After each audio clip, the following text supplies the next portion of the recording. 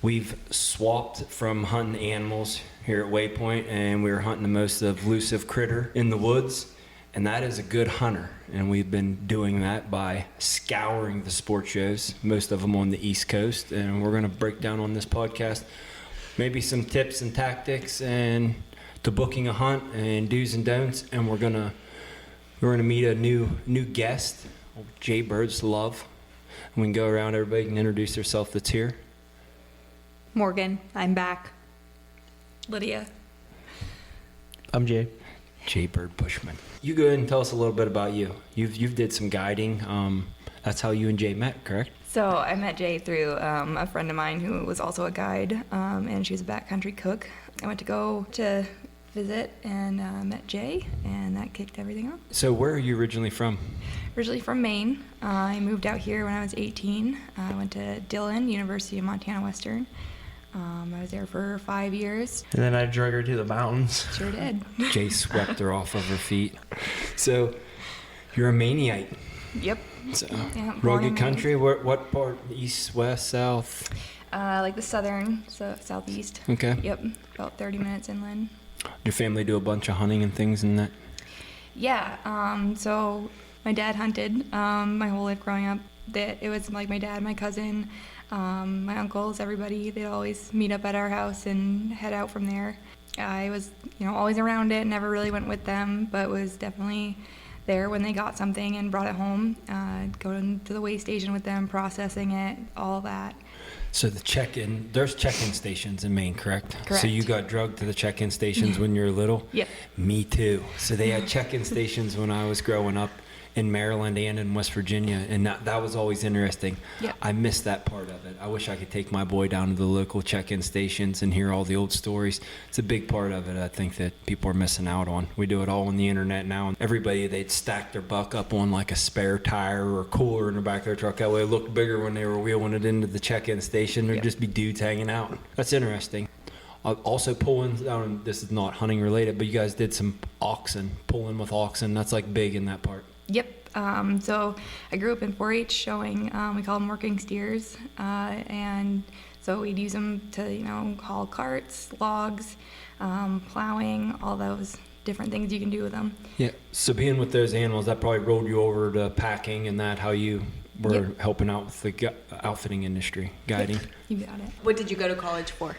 I went for, it's called natural horsemanship. We did equine science. We would ride for, the better part of the day, starting colts. I brought my own horse from Maine with me and just worked on fine-tuning her. So then how did you get into guiding? I don't know, a couple years later. After meeting Jay, I moved from Dillon up to northwest part of Montana. The place that I signed on for the summer and fall needed someone to tune up their horses. It's perfect for Lydia. So she went there, got on with that. And I don't know, it was like I was bear hunting or something. And Yeah, you you're came like, in I'm working later. for the season. A couple days of working there, and they just hired her on. They have a bunch of stock. Main Yeah. operation, running Yep. stock. Yep. You got hired on the outfit for horsemanship. Yep. Okay. And then did you start guiding hunts? Yeah, so I'd say it kind of rolled into packing. And then we lost one of the crew members.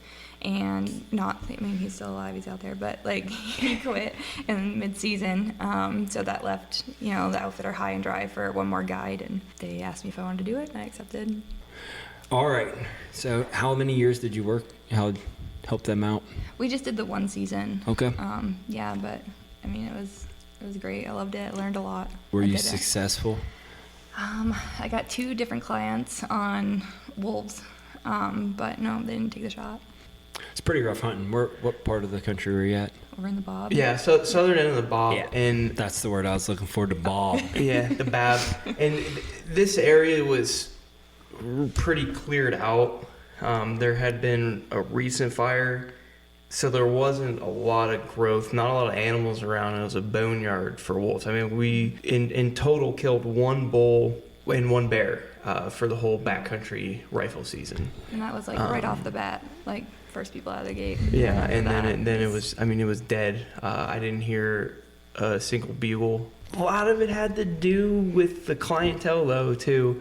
don't want to make excuses or anything, but the outfitter themselves didn't really set up anyone for success. We had a lot of really interesting characters. That one guy, he caught his tent on fire maybe 3 times. Jeez. Yeah, that wasn't even a major tent fire that year. It was a disaster. Well, that kind of goes to what we were talking about that we wanted to get into on this podcast is success mentality of hunters coming into it. We had a great year. We were very, very thankful for the clients that we had, and they come prepared for the most part. They put out the effort, and that's what it takes. It's hard to find a perfect client. I've been doing this for quite some time, and I can name off quite a few good clients, hardcore hunters that were knowledgeable, and they were just using us for us knowing the landscape, and they already had a feeling for the quarry that we're going after. So it was like a partnership. And then when you get those guys, you can really scour the country, go at it hard. Hunt the way that you want to hunt. Yes. And not be restricted by any means. But there's no way to get in shape for the mountains unless you live in them, period. And there's no way that you can get ready for the amount of energy that you're going to put out on an elk hunt if you're dead serious about it. You're just going to push yourself to limits, and that's what it's going to have to take. But a lot of that is all on the outfitter.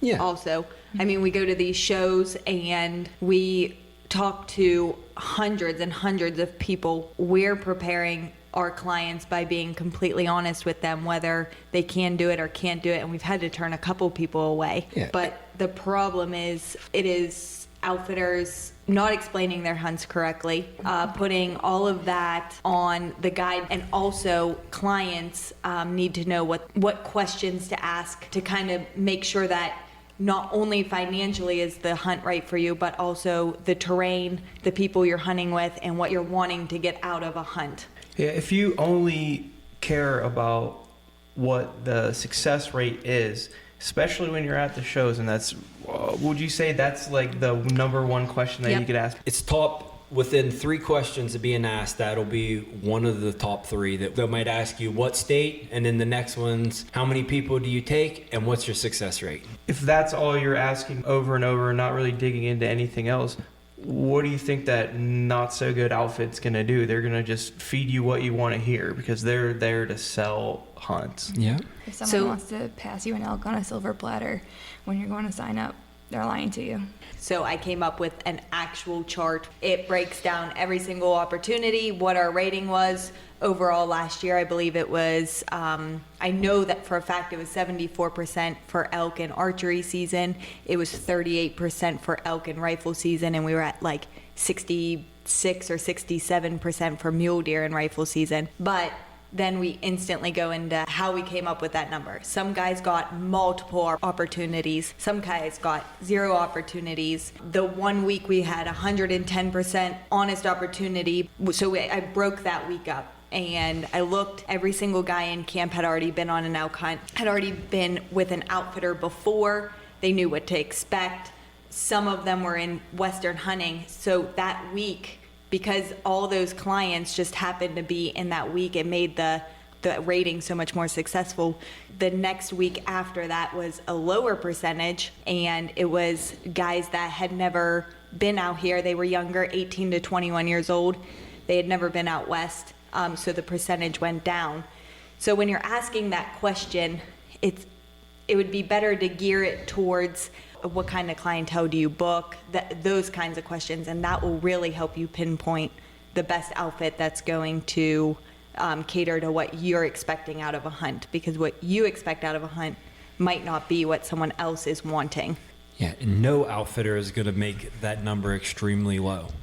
I hate telling them 38% in rifle season, but it is what it is. It's an honest answer, and the fog rolled in for 2 whole weeks, and that was rough hunting. And I mean, there's just so many variables that you have to take into consideration whenever you ask that specific question. What were the numbers across the Rockies? And that was broad general tags. Yeah, broad general tags, like over-the-counter tags, is about 10%. And even with special draw units that are considered trophy units, you're at maybe 30% success rate. So that's not super high success rates. So if an outfit has above a 50% honest opportunity rate, they're probably busting their balls. If they're being honest about it, they're probably getting after it because it's not an easy animal to go after. They think it's like we're putting an Eastern deer drive on, like we're going to have to worry about how we're going to get all these dead bodies out of the woods at night. Your dead body and my dead body from pursuing these elk all day, that might be it, but it's a celebration to kill one of these animals. And if you want to do anything to increase your chances on going on any hunt anywhere, you need to prepare. yes, It's on you. Your guides know the area and they're willing to do anything to make it happen for you. But if you're not prepared when you come out here, it's going to lower the chances. Not saying that it's going to, stop you from doing it, but it's definitely going to lower the chances and put you in that lower bracket. Yeah. So let's go around the table and go over just one quick thing that pops into your head whenever you're telling someone to prepare for a Western hunt. I like to have them ride a bicycle. I don't, because they can blow their heart rate up to 190. It's very easy. They don't have to have mountains. They can do it in 20 minutes in the evening on their street with a mountain bike. Make the gears so it's very hard to pedal and strain yourself out, because that's what it's going to be like. Say you're sitting there and you're just laying around on the mountain like a slug. That's what you do, and you're glassing, and you're like, I thought Western hunting was hard, and all of a sudden we put eyes on an animal and it's mad rush. We're trying to get over there. We have to sometimes beat the light. There's a whole bunch of variables, but then you're going to be rushing into that situation, blow your heart rate up, and then you have to calm back down. So if you start to be able to control your heart rate once it gets very, very high, and you can manage that multiple times, it doesn't fatigue your muscles, because once your heart is fatigued, your brain says that the rest of the muscles are shot also. So that's what I think to do. It's simple. It's easy. I like to go on a mental discipline kind of thing here. Lydia can attest to this, but I would say run with wet shoes. There's nothing more terrible than knowing that you're about to go on a mile run and you just soaked your shoes. As weird as it sounds, being able to get in that kind of mental grit of just kind of, I don't know how to say it, but it's just a this sucks mentality, and I'm going to love every second of it. That will help you go a long way on a hunt. I definitely agree with the mental factor and pushing through stairs have really helped me, getting on those stair machines or just doing stairs or finding the biggest hill around you and suffering through it. I'm going to say to prepare with the weapons that you're coming out here with. We always say to find as many obstacles that you have to lift your knees over.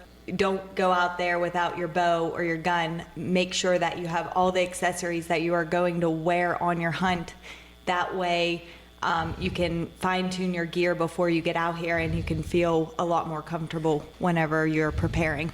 Don't be the guy that shows up that only takes his gun out right before hunting season, shoots it a few times, checks his group, and calls it good, because when it comes down to it and you're in a completely different element than what you're used to, something's going to happen and you're not going to make a good shot.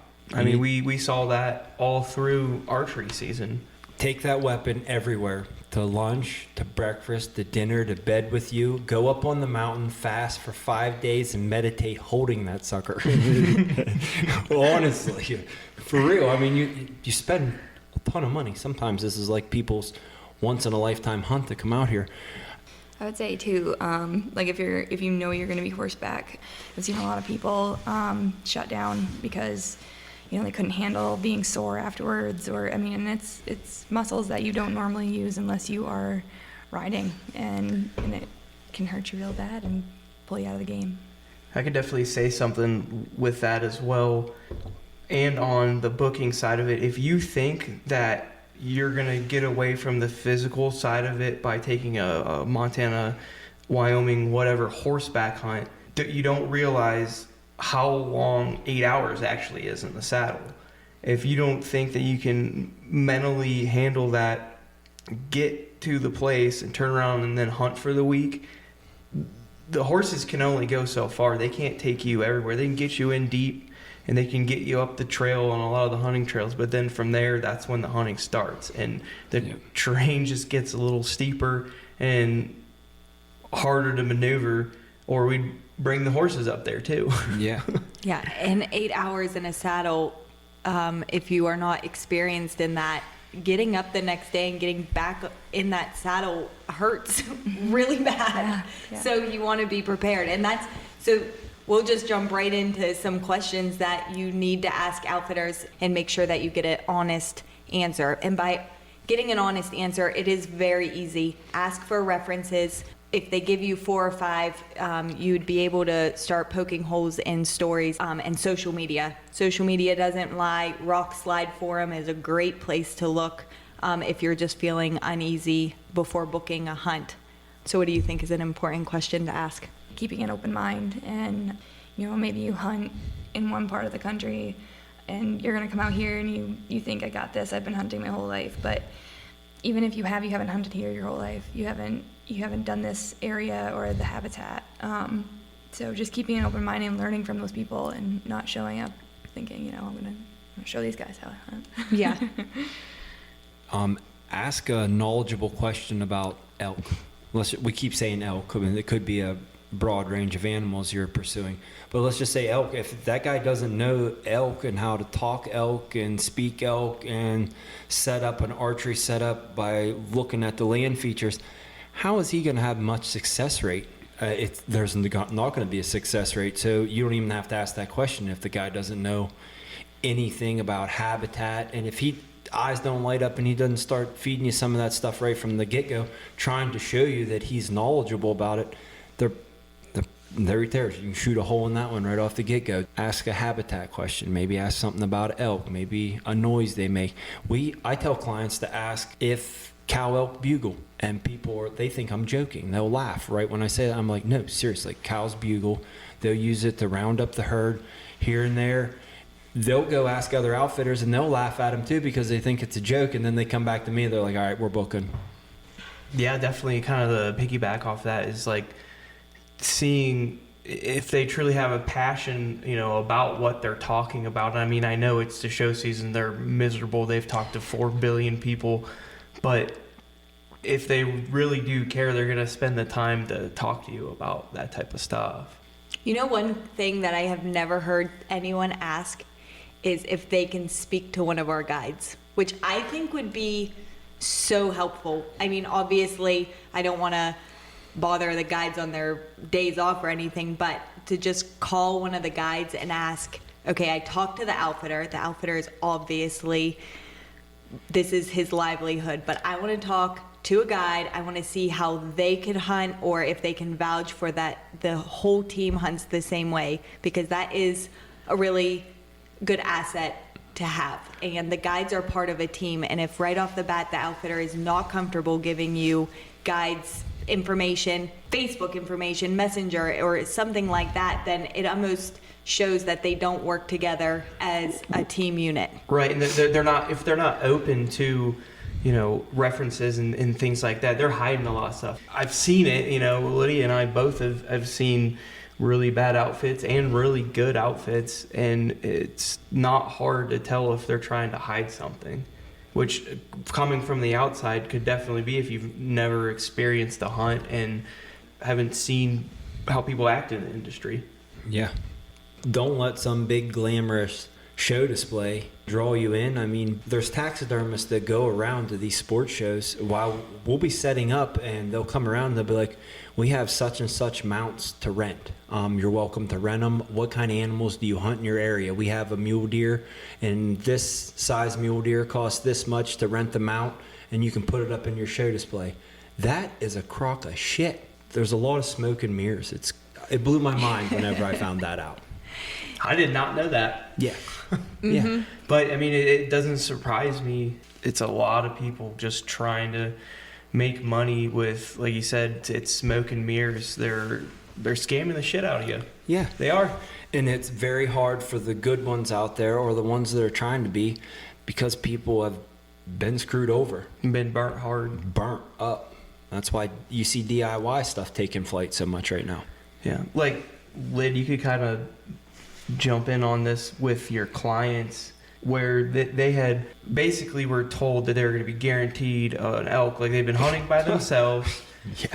haven't been able to kill an elk, and basically been told that they're guaranteed an elk because they're going with a guide, but then they come with the mentality of, I'm not going to listen to the guide at all and do my own thing. Who knows if we would have had a chance anyway, but we definitely didn't because he, just walking around into his bugle tube, he was just chuckling the whole time. And I kept saying, like, that's, no, like, we shouldn't be doing that right now. Like, don't do that. And he just completely didn't listen to me, and the entire time he just kept doing that. And, he knew what we were doing and where we were going. And like on their expectations, like what would you say when they first got there, like what their expectations were going to be like during that hunt? I mean, it was a mess anyway, to begin with. They'd been told a lot of different things about where we were going.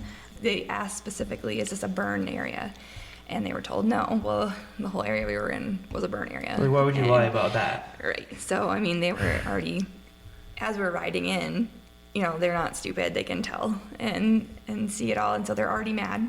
And I don't know if it's because of, they're starting to see all these different red flags and all the things that they were told are falling through. And so I don't know if that's why they were like, no, we're not going to listen to you, or if that was just kind of their mentality anyway. But they were dead set on they were going to do this their way, and it did not work out for them. Explain as a guide how you tried to make it better. It's not like you can just pick up and leave. We were like, 22 miles in the backcountry. I mean, it's not like you can just huff off, all mad to your truck. It's like, no, you're here, and you're stuck here. Yeah, he was kind of blowing me off and the things I was trying to tell him, but they're here. They've paid to be here. Let's have a good time. And we did. I think we did. I mean, there was definitely some, like, hard moments to get through, but it's just whatever. Like, they're here to have a good time. One thing to think about when you're doing these backcountry hunts, tent hunts, when you're stuck in a few canyons is what it basically is. And I get asked, and anybody, probably any outfitter or guide that's working a sports show, when was the best weeks of the bugle? They think it's like a light switch that we turn off and on. It is not. It's different. It's herd specific. Each herd, we can get elaborate in this, but like if you're stuck in a couple canyons and there's no cows in heat, you're not going to find no bugles. You're going to have to hunt quiet elk. So you're going to have to change tactics.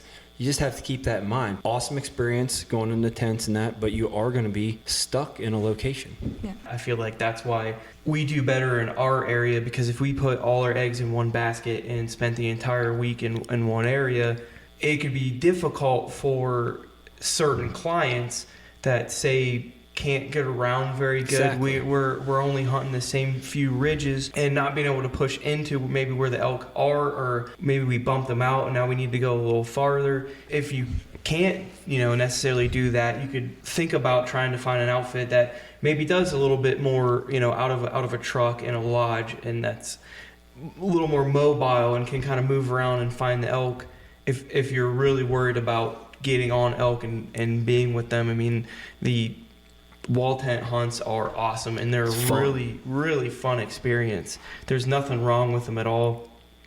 And you want to, obviously make sure you're going with a good outfitter. And if that's the type of experience you want, it's going to be an amazing time. Yeah, but you have to ask all the right questions beforehand. And also, not only to put this on outfitters not being honest, but as clients, it really does help us to put you with a guide if you are completely honest with us. We have a couple older gentlemen that booked a hunt this year, and they were 100% honest with us. The one is not able to make it around too much, and we already know that. So it's on my cheat sheet. I have to pinpoint different hunts for him, put him with a guide that is able to go slower or accommodate him and his limitations. So him being honest a year in advance with us is very helpful to what is going to be his success in a hunt, because now we're already scouting for his week of hunting that's coming up this fall. If you're dishonest thinking that an outfitter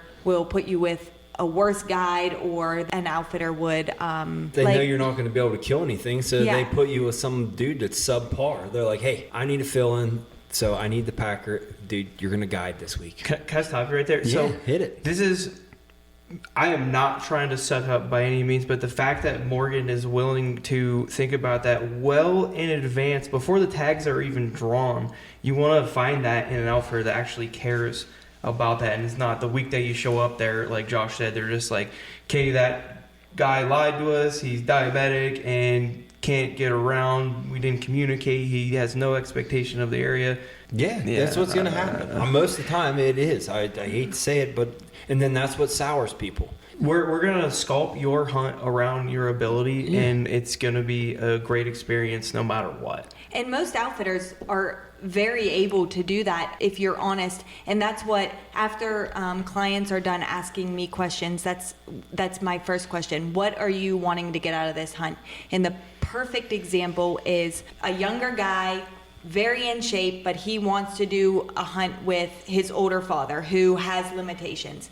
I already know this. I know that his dad has limitations, but he wants to hunt hard. So what I'm going to try and do is get with the guide in advance and be like, listen, is there a ridge you can set the father on so he can glass, hike hard with the son? Like, what can we do to make this hunt successful for both of them so that they can share the experience? And it is so much easier whenever I know that right off the bat.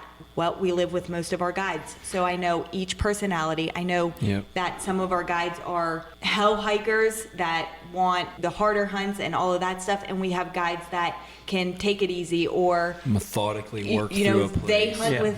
they hunt with their dad, and that's the best hunt that they go on is whenever they're spending time with their family. So I would pair that hunt up because they get the correlation of how important that hunt is. So it's just, if you are super honest with the outfitter, they will be able to work around it if they're willing to. You can find out a lot about that just with the questions also that outfitters are asking you. But you should be paying for a customized hunt. Like, you should be looking for a custom hunt. Yeah. And that is very easy to do. And with our outfit, we are public land hunts only. For mostly elk and deer. We have the spring bear hunts and turkey hunts and the mountain lions. And wolf trapping. Yes. And a trap line, Yes, which we was now new have addition. Wolf trap experience and muzzleloader elk hunts. Yes, late season elk. We'll have more information on that. But since we are only on public land, and we can customize hunts easily if we have the information ahead of time. Those outfitters that have public land hunts and private land hunts, they should be able to work with you if You're honest and upfront. Yeah. Don't sell yourself short. I mean, but be honest with what you're expecting and what you think you can expect out of yourself.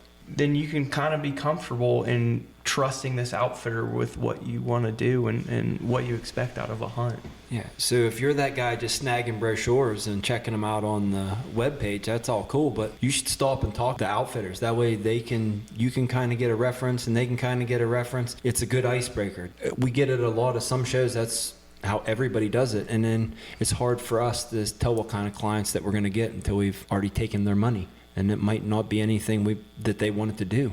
We had people, they got us confused with a private land hunt. It was at the Harrisburg show. There's just so many outfitters. It's so overwhelming at that show. And they had gotten us confused with another outfitter.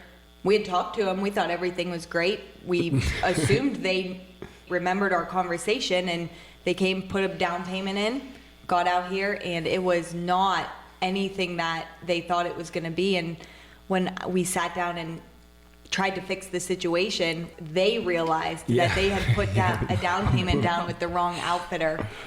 They were fine with it. They were just concerned why there wasn't private land we were hunting. I was like, dude, there's no private land. No private land. They were expecting tree stand over a wallow hunt on a ranch type setup, which is perfectly fine. But when you come to Northwest Montana and you're hiking up steep grades and there is no tree stand in sight, it was a bummer for them. So we figured out the problem, and they ended up enjoying their time anyway. But it's about the experience, and if you go into a hunt knowing that, then the success of a hunt will be a lot better for you, because killing something is not going to be what is the success. It's going to be the memories you make, the test you put yourself through, the scenery you get to see, traveling, all of those things add up. And if you actually get to notch a tag, then that's just the icing on the cake. And if you go into it knowing that, then you're going to be able to just take everything in as a whole. For some guys, it's just overcoming something they didn't think that they were able to do. I mean, today I just got off the phone with my uncle, and he's coming out in June to do a spring bear hunt with me, and he said that he doesn't care if he has to leave in a pine box, you know, if they ship him back, because it's just an experience that he's always wanted to do something like this, and I'm really looking forward to it. Yeah, and it's 6 days. With our outfit, it's 6 days, or if it might be 5 days. It is a very hard thing to accomplish, even when you're not putting that notch tag on the list of accomplishments. I don't get the sweet of the success if it's easy. If you're given a participation trophy every time you go up, the championship trophy doesn't mean anything. And when you're hunting 15 to 20-year-old elk in that herd, you're dealing with something that's very highly intelligent. It should be very difficult. It should be something that whenever you finally you put your hands on that, whether it's big, little, whatever, it should be emotional. If you don't break down bawling, there's something probably, you don't have a soul. And let's just get this right clear that there's no mountain that's too high for any person. It's all mental fortitude. An old person, someone with worn out knees can go and kill an elk as long as they have the mental fortitude to suffer a little bit. And that's what we're talking about. We're not talking about don't have to be an Olympic triathlon to come and do an elk hunt. You just have to be mentally tough. It kills me that guys that aren't mentally thinking of all the fun stuff.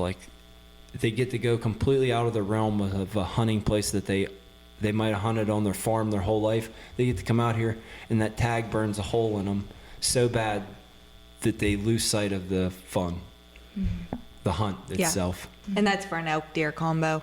A spring bear and turkey hunt is right around the corner. That starts for us first week of May. That hunt there is, if you want to come out and you want to experience Montana, you want to see all the scenery and how beautiful it is in the spring, that is such a good hunt. We are always very excited about the spring bear hunts. It's just laid back in camp, very low numbers. The tags are over the counter.